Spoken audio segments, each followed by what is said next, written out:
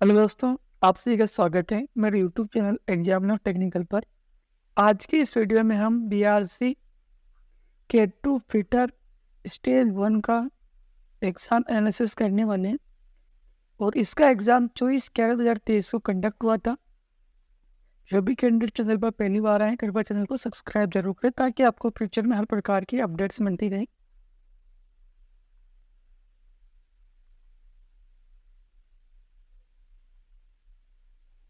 Question 1, MNREGA full form.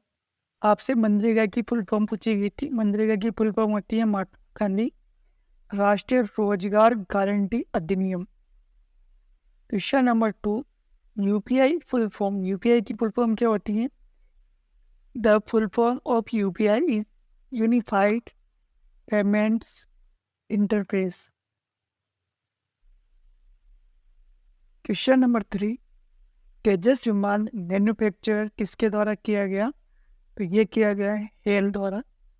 Hello यानी Hindustan aeronautic limited. Question number 4, विभवांतर को किससे मापा जाता है?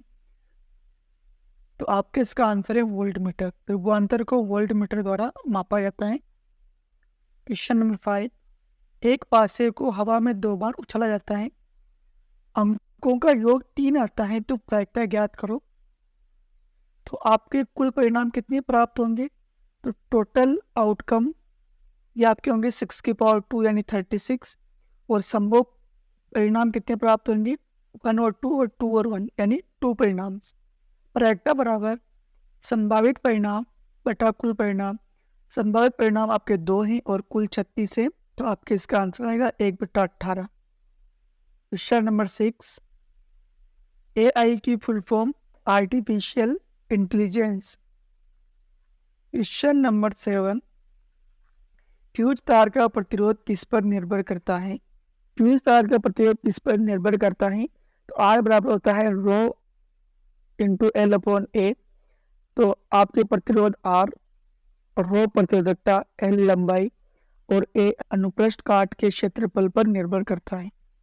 क्वेश्चन नंबर 8, भारतीय राष्ट्रीय कांग्रेस की पहली महिला अध्यक्ष कौन थी? तो आपके इसका करेक्ट आंसर है एनी बेसेंट। क्वेश्चन नंबर 9, 2016 के समय नोटबंदी में कौन कौन से नोट बंद हुए थे? तो उस टाइम 500 और 1000 दोनों नोट बंद किए गए थे। क्वेश्चन नंबर 10, कोट ए बराबर 12/5, तो sine A plus cos A into cosec A ज्ञात करना है। कोट ए बराबर होता है आधार बटा लंब, तो आपके आधार कितना हुआ है 12 और लंब कितना है 5। तो हम एक समकोण त्रिभुज बनाते हैं इसके अंदर आपके आधार कितना है 12, लंब कितना है 5। आपको कर्ण ज्ञात करना है। कर्ण कैसे ज्ञात करते हैं? कर्ण स्क्वायर बराबर लंब स्क्वायर प्लस आधार यानी बेस का स्क्वायर।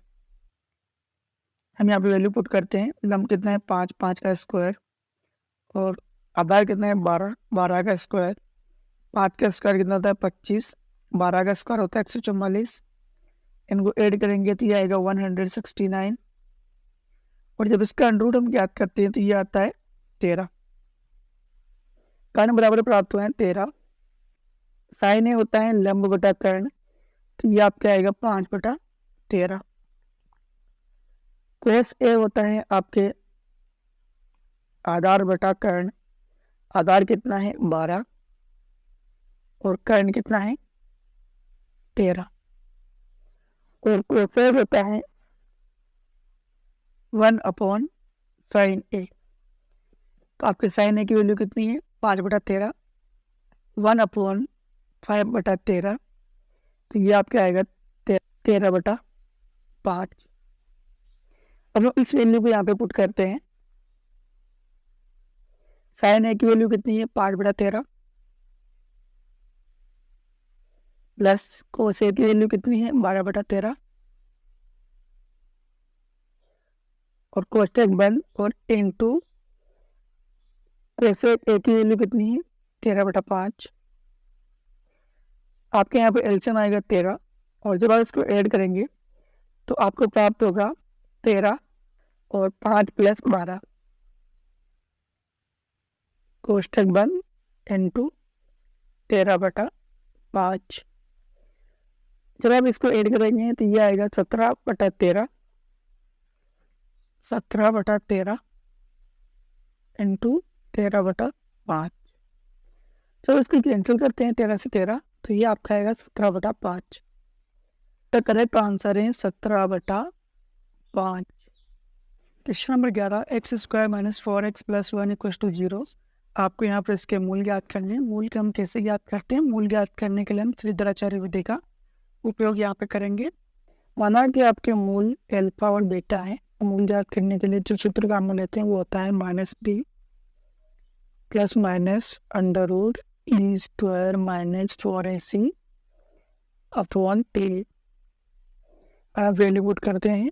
माइनस b की वैल्यू है -4 प्लस माइनस b का स्क्वायर होता है 16, b यानी 4, 4 का स्क्वायर 16 माइनस 4, a की वैल्यू 1, c की वैल्यू 1 अपॉन 2 इंटू 1। इसकी वैल्यू आपकी आएगी +4 प्लस माइनस 16 माइनस 4 कितना आएगा? 12 अपॉन 2। और 12 को आप क्या लिख सकते हैं?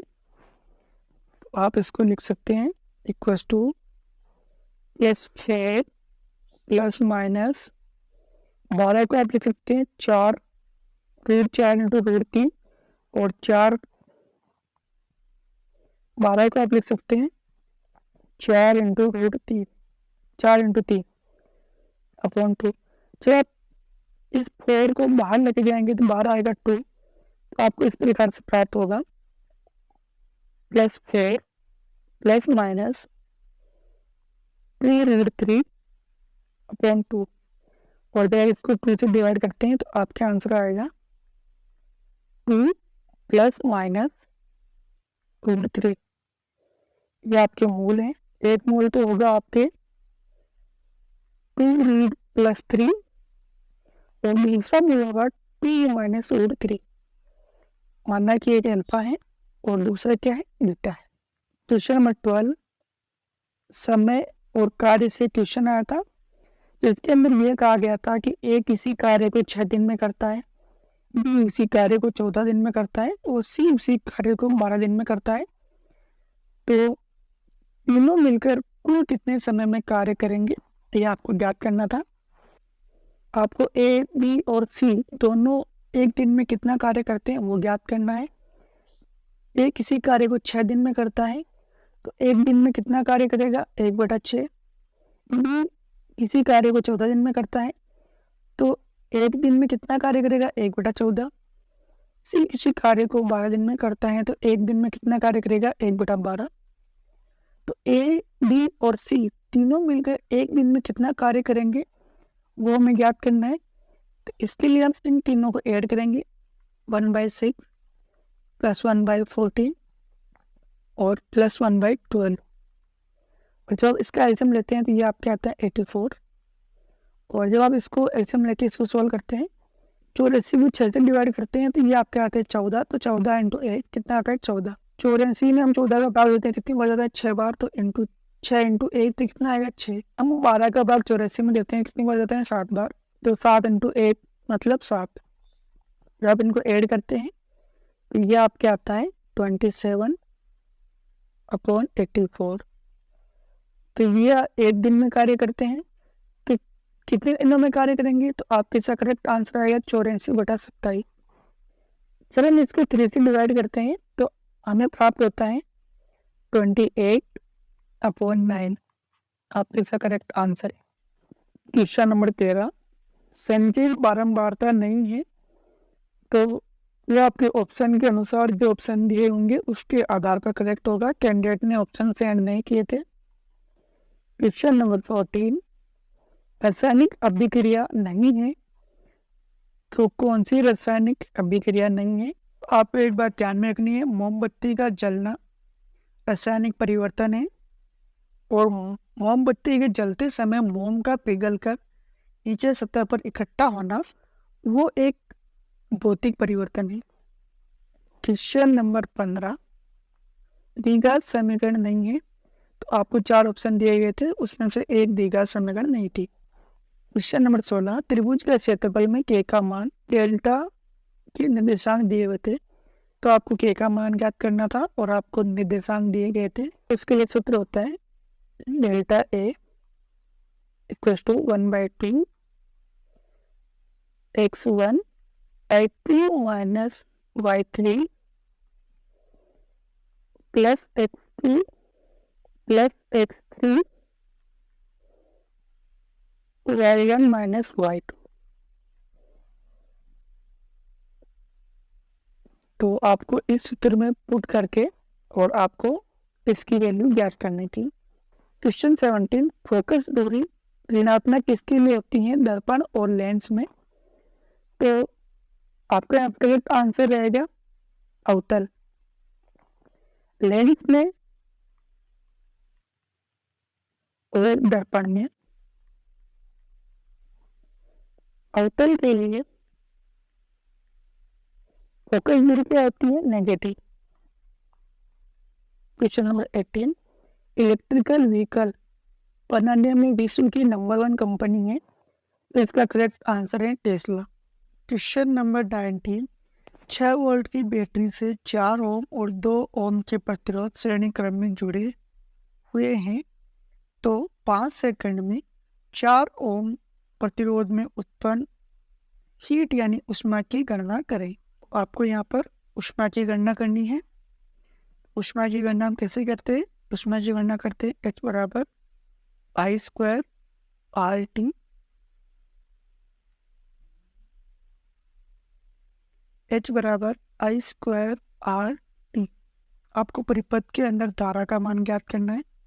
इसके लिए सबसे पहले आपको R इक्विवेलेंट ज्ञात करना होगा। श्रेणी के अंदर R इक्विवेलेंट हम ज्ञात करते हैं R1 प्लस R2,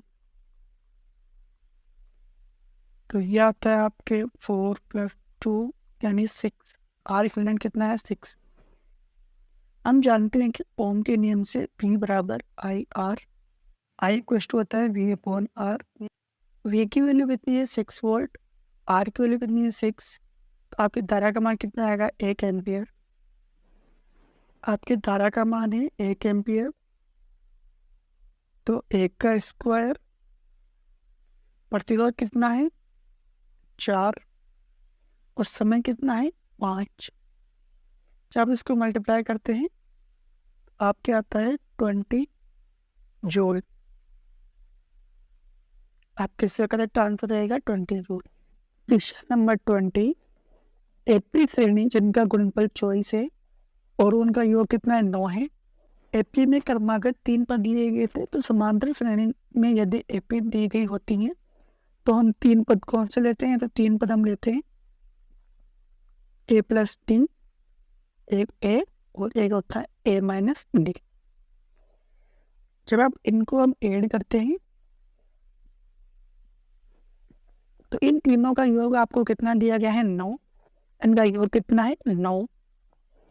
जब इनको ऐड करते हैं तो ये आपके आता है 3A। D से D कैंसिल, कितना आया, 9।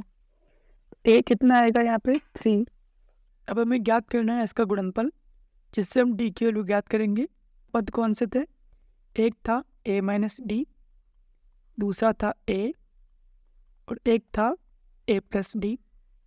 इन तीनों को मल्टीप्लाई करना है, ये आपके 24 के इक्वल टू आएगा। जब इसको मल्टीप्लाई करते हैं तो ये आपके आता है A + B और A - B यानी A² - B²। तो हम इन दोनों को मल्टीप्लाई करेंगे तो ये आपका आएगा A² - D² इक्वल टू 24। आपको A की वैल्यू पुट करनी है। यहाँ पर A है तो 3, यहाँ पर A² है तो 9 माइनस D² इक्वल टू 24। और जब आप इसको डिवाइड करेंगे 3 से तो ये आएगा आपके 8। तो 9D² बराबर 8, तो D² बराबर आपके आएगा 9 - 8। तो D बराबर आपके आएगा 1। कितना आएगा, 1। और आपके A बराबर कितना है, 3।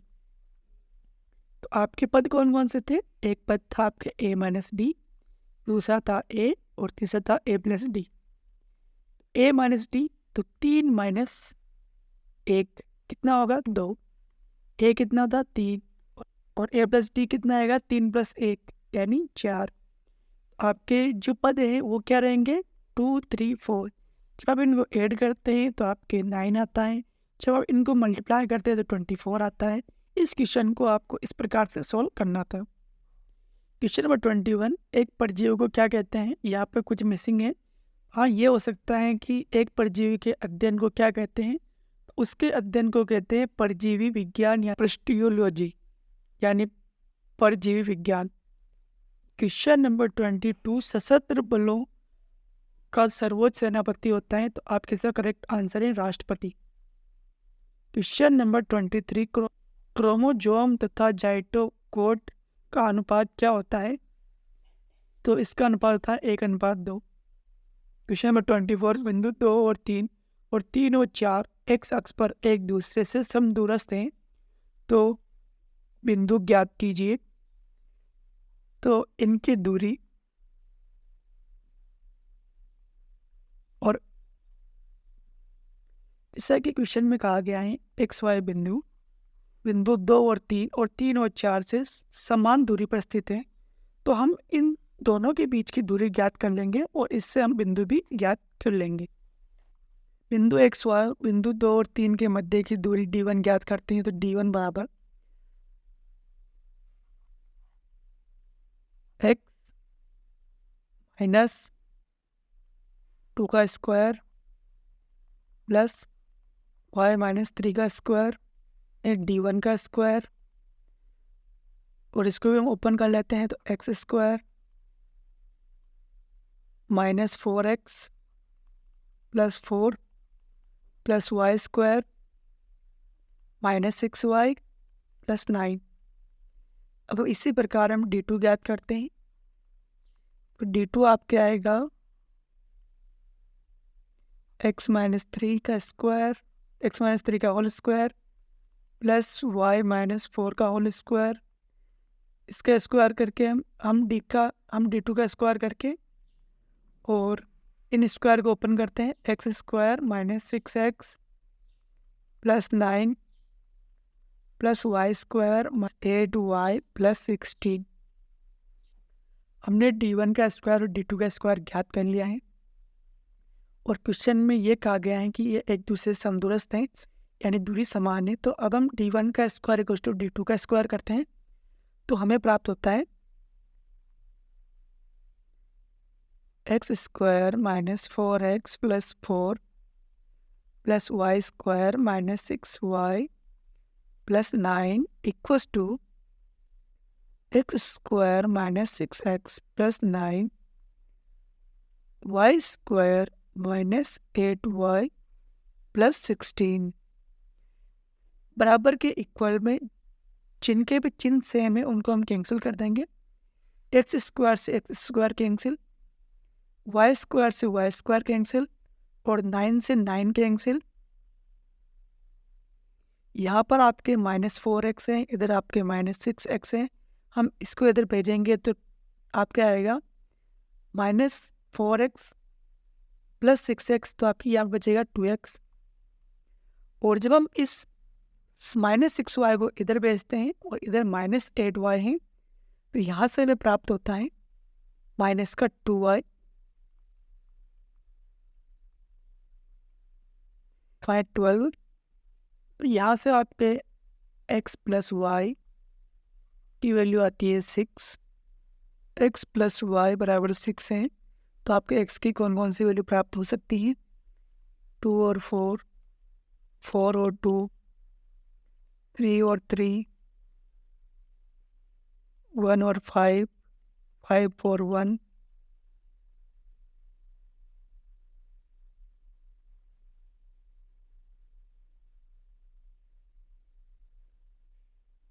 तो यहाँ पर आपकी जो इन दोनों बिंदुओं को देखते हुए जो बिंदु प्राप्त होगा वो आपको प्राप्त होगा 4 या 2 या फिर 2 या। क्वेश्चन 25, पोटेशियम नाइट्रेट को जल में, यहाँ पर क्वेश्चन इनकम्प्लीट है, पर हम मान के चलते हैं कि जल को घोलने पर कौन कौन से आयन प्राप्त होंगे, 2K+1 और NO3 - 2।